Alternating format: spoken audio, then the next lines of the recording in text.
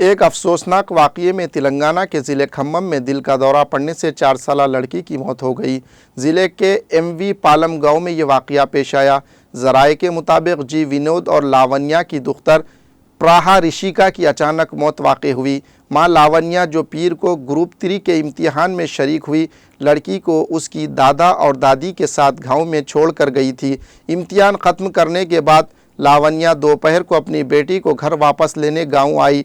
मां को देखकर लड़की उससे मिलने दरवाजे की तरफ दौड़ी चली आई, लेकिन लड़की को गले लगाने के लिए हाथ फैलाने वाली मां के पास पहुंचने से पहले ही लड़की अचानक नीचे गिर गई। उसने सीने में दर्द की शिकायत की और फिर बेहोश हो गई। मकामी आरएमपी डॉक्टर ने इब्तिदाई तिब्बी इमदाद फराहम की। बादशाह इसे फौरी तौर पर खम्मम के एक प्राइवेट अस्पताल ले जाया गया।